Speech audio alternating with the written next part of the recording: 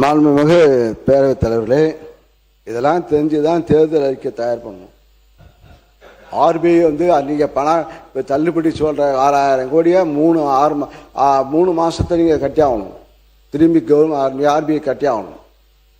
இப்போ 20,000 கோடி இப்போ வாங்கிய கடனை தள்ளுபடி செய்கிறேன்னு சொல்லி தான் நீங்கள் வாக்குறுதி அளித்தீங்க. கொஞ்சம் என்ன பார்த்து பேசுங்க, என்ன பார்த்து சொல்லுங்க. சரி, அதனால் இப்போ தள்ளுபடி இப்போ சொல்கிறது இப்போ அது நல்லதில்லை. ஏன்னா இப்போ மாற்றத்துக்கு நல்லதில்லை. ஏன்னா இப்போ இதுதான் தெரிஞ்சுதான் நாங்கள் தேர்தல் அறிக்கை விவசாய கடனை தள்ளுபடி செய்யணும்னு சொல்லவே இல்லை. நாங்கள் நீங்கள் சொன்னீங்க, நீங்கள் இல்லைன்னு சொல்லிக்க, கூடுதலாக சொன்னீங்க. நாங்கள் முழுமையாக 5 ஆண்டுக்கு 5 ஏக்கர் வரை நாங்கள் முழுமையாக தள்ளுபடி செய்வோம். அவன் இப்போ ஒரு ஏக்கருக்கு 50 லட்சம் 50,000 1 லட்சம் வாங்கிட்டு இப்போ தள்ளுபடி செய்வாங்கன்னு வச்சுட்டு அவனும் பணம் கட்டலை. இன்னும் சொல்ல போனால் ஒரு விவசாய கூட்டுக்கடன் வாங்கினாங்கன்னா 1 லட்சம் வரை இலவசமாக, 1 ஆண்டு 10 மாதத்துக்கு இலவசமாக வட்டியில்லா கடன். அது ஒரு ப்ராப்ளம். அதான் இப்போ விவசாயி கத்துறது. 10 வட்டியில்லா கடனை கலைஞர் தான் கொடுத்தார். 6 மாதம் கலைஞர் முதலமைச்சராகும் போது 6 விவசாயம் வாங்கின கடன் 6 மாதத்திற்கு வட்டியில்லா கடன். எங்களுடைய முதலமைச்சர் பொறுப்பேற்ற பிறகு 1 லட்சம் 1 ஆண்டு வரை அவர் வட்டியில்லா கடன் வாங்கின 1 லட்சம் கடன் வாங்கினான்னா அவனுக்கு வட்டி கிடையாது. அந்த அந்த 1 வருஷம் தாண்டி 1 நாள் ஆச்சுன்னா அந்த வட்டி முழுவதும் ஆண்டுக்கு முழுவதும் அந்த 1 லட்சத்துக்கு சேர்க்கப்படும். அந்த பிரச்சனை தான் இப்போ விவசாயிகள் ஏன் கட்டுறாங்கன்னா, இப்போ வாங்கின கடன் தள்ளுபடி செய்வாங்க சொல்லி அவங்க விவசாயிகள் கடன் கட்டாமல் வந்துட்டு இப்போ விவசாயிகளை இப்போ கட்ட லோனும் வாங்க முடியல. விவசாய தமிழை தவறிய கடனை காரணத்தால் விவசாயிகள் கடனும் வாங்க முடியல. ஆக கொடுத்த கடன் முடியல. இப்போ கிட்ட வாங்கின கடன் 21,000 பேர் இப்போ 21,000 கோடி கிட்ட அளவுக்கு நீங்கள் தள்ளுபடி செய்ய வேண்டும். ஆனால் 6,000 கோடி, அந்த 6,000 கோடி தள்ளுபடி செய்யப்படுறதுக்கு பல போராட்டம் பண்ணி அது இப்போ இன்வெஸ்ட்மெண்ட் ஒரு ஸ்டெப்பு ஒரு பிட்டு போட்டிங்க 2,500 ரூபா. அப்புறம் 2வது பிட்டு போட்டு இப்போ 50,000 இப்போ 75,000 சொல்றீங்க. 1 லட்சம் வரை கடன் கொடுக்க வேண்டும் என்று சொன்னீர்கள், அது கொடுக்கவில்லை. அது வேற சொல்றீங்க. இப்போ ஆண்டுக்கு நாங்கள் முன்கடனாக விவசாயிகளுக்கு ஆண்டுக்கு 15,000 கொடுப்போம் தேர்தல் அறிக்கையில் அறிவித்திருக்கின்றீர்கள். ஆண்டுக்கு விவசாயிகளுக்கு பணம் கொடுப்போம் என்று அது இந்த பட்ஜெட்டை கொடுக்கவே இல்லை. ஆக எல்லா கடனும் நீங்கள் சொன்னது தான்.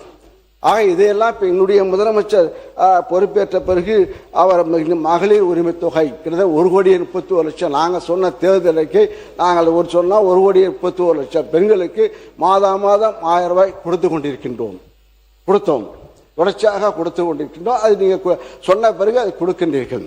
அதே போல அங்கே நான் முதல்வன் திட்டத்தின் மூலமாக 48 லட்சம் மாணவர்கள் இளைஞர்கள் இங்கே சிறப்பு பயிற்சி பெற்று வேலைவாய்ப்பு தகுதிக்குரியவர்களாக இங்கே எங்களுடைய முதலமைச்சர் காலத்தில் உருவாக்கப்பட்டது. இன்னும் சொல்ல போனால் IAS IPS முதன்மை இங்கே தேர்தலில் இப்போ முன்னெல்லாம் 20 பேர் 10 பேர் தான் தேர்ச்சி பெற்றார்கள். இந்த நான் முதல்வன் திட்டத்தில் இப்போ இங்கே கொடுத்து அது ஊக்கத்தொகையும் கொடுத்து பொருளாதார உதவி செய்து IPS கிட்டத்தட்ட 57 பேர் நம்முடைய தமிழகத்தில் 57 இளைஞர்கள் மாணவர்கள் இங்கே தேர்ச்சி IAS IPS ஆக வெற்றி பெற்றிருக்கின்றார்கள். அது எங்களுடைய முதல்வர் இந்த MK ஸ்டாலின் அவர்கள் செய்த சிறப்பு திட்டமாக இருக்கிறது. ஆக அதே போல விடியல் பேருந்து மூலமாக 45% பெண்கள் இப்போது வேலைவாய்ப்பு மூலமாக பெற்று இந்தியாவிலே தமிழ்நாட்டில் இருக்கின்ற பெண்கள் தான் 45% பேர் வேலைக்கு செல்கின்றார்கள். பல வேலைக்கு செல்கின்றார்கள் தொழிற்சாலைக்கு. காரணம் விடியல் பேருந்து. அதை விடியல் எடுத்துட்டு நீங்க மகளிர் பேருந்துன்னு ஆக்கிட்டீங்க. ஆக திட்டத்தை மாற்றிருக்கின்றீர்கள். எங்களுடைய எதிர்கட்சி தலைவர் உதய ஸ்டாலின் அவர்கள் அவர் என்னைக்கு பொறுப்பேற்றாரோ அன்றிலிருந்து இரவு பகலாம மழையா இருந்தாலும் வெள்ளமா இருந்தாலும் மாற்றி இன்னும் சொல்ல போனா அவருடைய காலத்தில் இங்கே இளைஞர்களுக்கு விளையாட்டு பயிற்சி ஒவ்வொரு ஊராட்சியிலும் விளையாட்டு பொருட்கள் வழங்கப்பட்டு கிரவுண்டு வழங்கப்பட்டு நல்ல ஆரோக்கியமான இளைஞர்களை உருவாக்க வேண்டும் நல்ல இளைஞர்களை உருவாக்க வேண்டும் என்ற நோக்கத்திலே அவர் உழைத்த அவர் ஸ்போர்ட்ஸ் டெவலப்மெண்ட் அந்த டிபார்ட்மெண்ட்டை அவருக்கு ஊர் பூராக கிராமம் பூராக விளையாட்டு பயிற்சி, அதே போல வெளிநாட்டு உலக அளவிலே அங்கே விளையாட்டு போட்டிகளுக்கு தமிழ்நாடு நோக்கி வந்த சாதனை புரிந்தவர் எங்களுடைய எதிர்கட்சி தலைவர் இங்கே உதயநிதி ஸ்டாலின் அவர்கள். அவர் மகாபலிபுரத்தில் அவர் ஒரு ஈவெண்ட்ஸ் நடத்த உலக அளவு செஸ் போட்டி, அதே போல சென்னையிலே இங்கே விளையாட்டு போட்டி நடத்தினார்கள். உலக அளவுக்கு கார் ரேஸ், கார் உலக அளவிலே கார் கலந்து கொள்கிறது. ஆக இவர் சாதனை செய்கின்றோம். ஆக இப்போ விவசாயிகளும் மகிழ்ச்சியாக இருந்தார்கள். 5 ஆண்டு காலத்தில் விவசாயிகளும் மகிழ்ச்சியாக இருந்தார்கள். இங்கே இருக்கின்ற விவசாய பெருமைக்கு சொல்றேன், இங்கே முன்னாள் அமைச்சர் ஓபிஎஸ் தான், அவரும் விவசாயி தான். ஓஎஸ் மணி அடிக்கடி சட்டமன்றத்தில் எழுந்து எங்களுக்கு அந்த பட்ஜெட் காலத்தில் ஆலோசனை கூறுவார்கள். இன்னும் சொல்ல போனால் பாட்டாளி கட்சி நம்முடைய ஐயாவும் சரி, மரியாதைக்குரிய அன்புமணியாவும் சரி, நிழல் பட்ஜெட் போடுவாங்க. இந்த சிவகுமாரா பட்ஜெட் போனால் இந்த நிழல் பட்ஜெட்டை பார்த்து சார் நான் சொல்லுங்க சார் முடிச்சிடும். 40 நிமிஷம் ஆயிடுச்சு.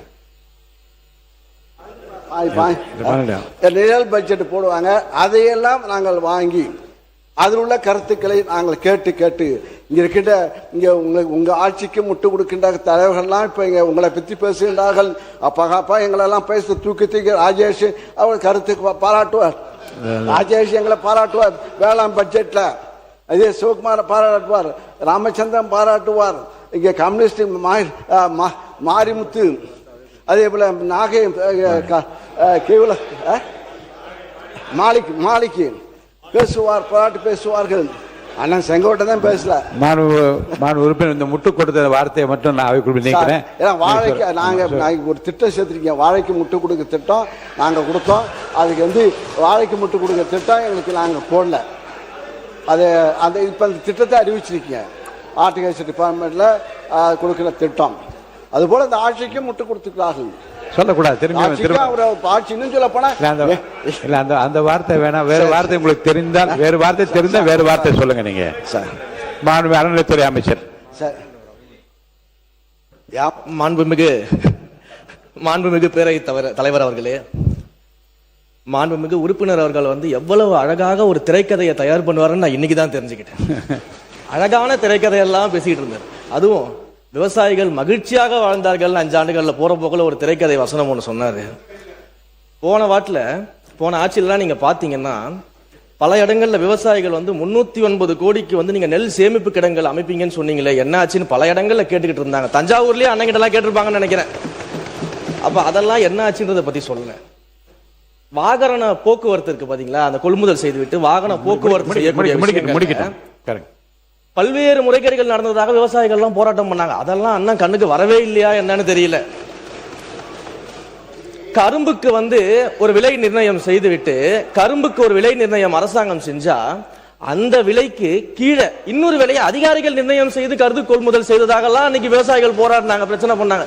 அதையும் அண்ணன் மறந்துட்டாரு போல. இப்படி ஐயா விவசாயிகள் சொன்னதான் சொல்றேன், இப்படி எல்லாம் நடந்துகிட்டு இருந்துச்சு. இதுல அண்ணா அழகா சொன்னார், யார் யாரெல்லாம் விவசாயிகள்னு சொன்னாரு. அதுல ஒரு முக்கியமான விவசாயி அண்ணன் மறந்துட்டாரு. எல்லாரும் விவசாயிகள் அண்ணன் ஒவ்வொருத்தரை பத்தியும் சொல்லும் போது ஒரு முக்கியமான விவசாயியை மறந்துட்டாரு. கரும்பு தோட்டத்துக்குள்ள கான்கிரீட் போட்டு நடந்த விவசாயியை பத்தி அண்ணன் சொல்ல மறந்துட்டாரு. அப்ப இவங்க சொல்ற கதையெல்லாம் எப்படி இருக்குதுன்னா, சர்க்கரையை எறும்பு தின்னுருச்சு, சாக்க கரையான் தின்றுச்சுன்னு சொல்ற மாதிரி இருக்குது ஒரு கதையெல்லாம். நேற்று நடந்த ஒரு முக்கிய விவாதத்தினுடைய குறிப்புகளெல்லாம் நான் ஆய்வு செய்தேன். அதில் நீக்கப்பட வேண்டிய பகுதிகள் நீங்கள் எது குறித்து நீக்கப்பட வேண்டும் என்று கோரினீர்களோ அதெல்லாம் நீக்கப்பட்டிருக்கிறது என்பதை நான் தெரிவித்துக் கொள்வேன். இன்றும் இப்போது மாண்புமிகு அறநிலையத்துறை அமைச்சர் பேசிய பேச்சுகளில் அவை குறிப்பிலிருந்து நீக்கப்பட வேண்டிய பகுதியில் இருந்தால் மட்டுமே அதை பார்த்து ஆய்வு செய்து நீக்குவேன்.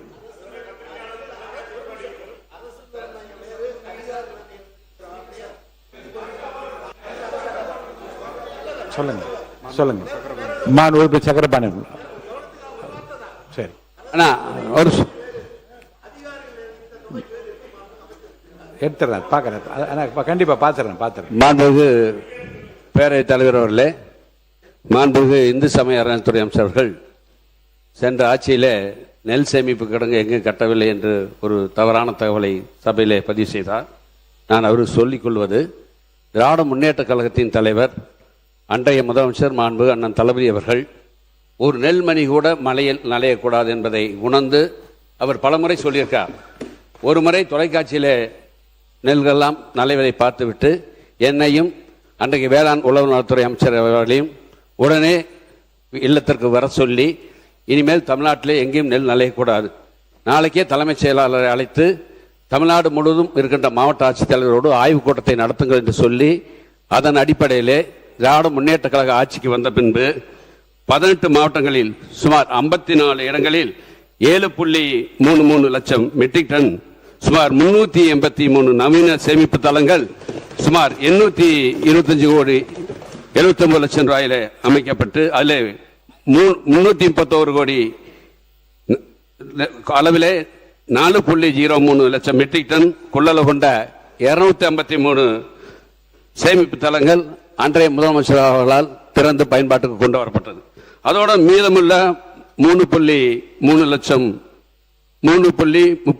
மெட்ரிக் டன் கொள்ளளவு கொண்ட 130 சேமிப்பு தளங்கள், சுமார் 494 கோடியே 71 லட்சம் ரூபாயிலே இப்பொழுது பணிகள் நடைபெற்று வருகிறது.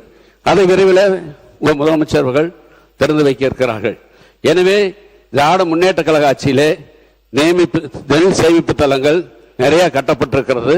குறிப்பாக நீ தஞ்சாவூர் போக, நடுவூர் என்ற இடத்துல 1 லட்சம் மெட்ரிக் டன் கொண்ட பெரிய சேமிப்பு கிடங்கு, 1 லட்சம் மெட்ரிக் டன்னை நெல்லை சேமித்து வைப்பதற்காக பல இடங்களில் டெல்டா மாவட்டமும் சரி, டெல்டா அல்லாத மாவட்டங்களில் நெல் சேமிப்பு தளங்கள் கட்டப்பட்டு வருகிறது.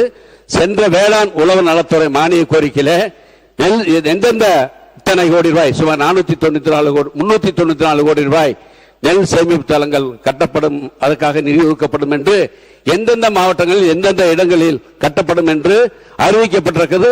அந்த வேளாண் உழவு நலத்துறை மானிய கோரிக்கை சென்ற ஆண்டு அதை பார்க்க வேண்டும் என்று இந்து சமய அறத்துறை அமைச்சருடைய கவனத்துக்கு கொண்டு வருகிறேன். உறுப்பினர் சுருக்கமாக. மாண்புமிகு பேரவைத் தலைவர்களே, இப்பதான் தெரியுது உங்களுடைய எப்படி பிரச்சாரம் எப்படி பண்றீங்கன்னு. இப்படியே மாண்புமிகு சாமி அமைச்சர், இந்து சமய அமைச்சர் சாமி அவர்கள் அப்படி கட்டா விடுறாரு. அது உண்மையே பொய்யான்னு தெரியல. ஆனா இப்படி டெக்னிக்கல், அப்படி இந்த டெக்னிக்கலா வச்சு நீங்க அடிச்சுட்டு வந்துருங்க, ரீல்ஸ் விடுறீங்க. ஆனா நாங்க ரியாலிட்டியா கொண்டிருக்கின்றோம். அமைச்சர் பேரவைத் தலைவர் அவர்களே, அந்த டெக்னிக்கை இப்போ 10 நிமிஷம் மட்டும் தான் அண்ணன் கிட்ட கத்துக்கிட்டேன்.